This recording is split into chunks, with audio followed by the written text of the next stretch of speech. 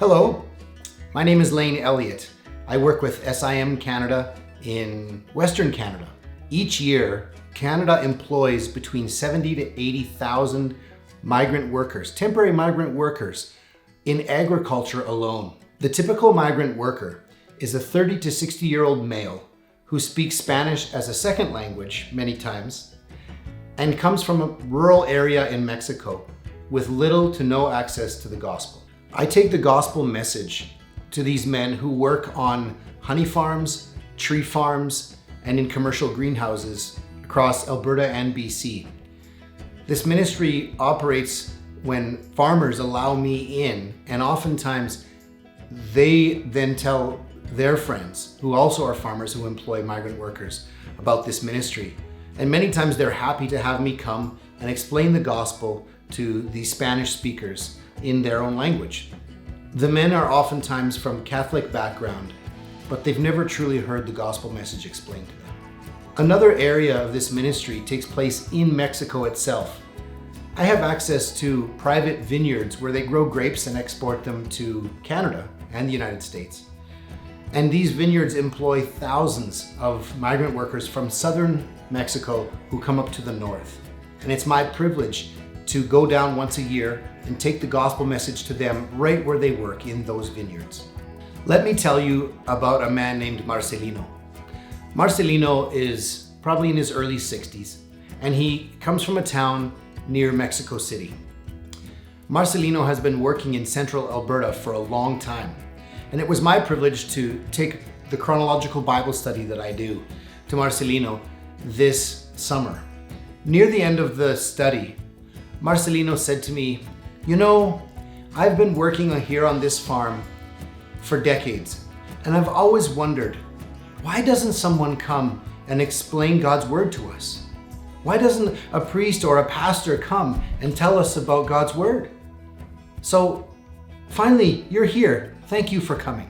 What a privilege it is for me to take God's word to men like Marcelino who are hungry to hear it.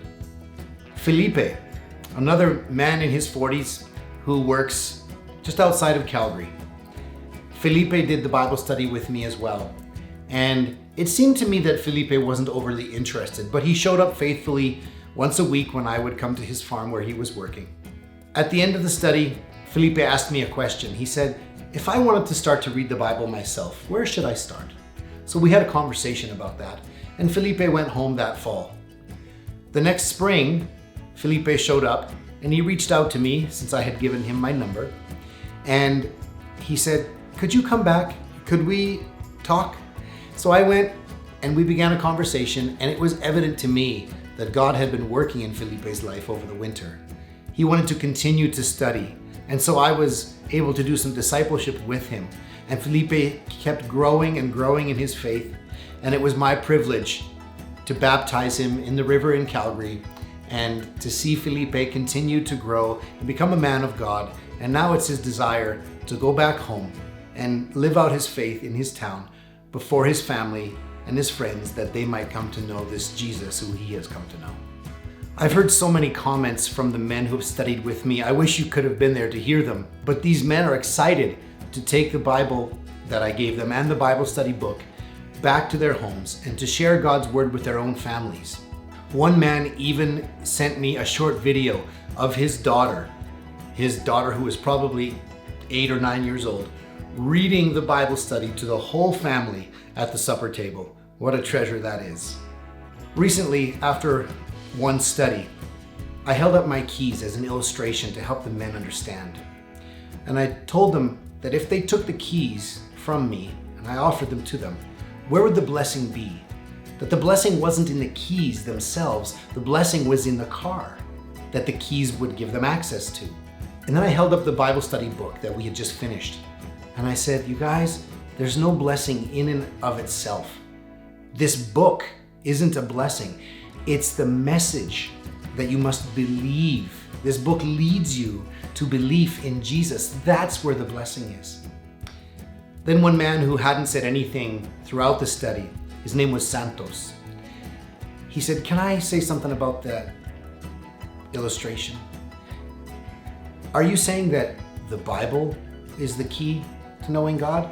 That's what you're saying, isn't it? And I grinned and I said, absolutely.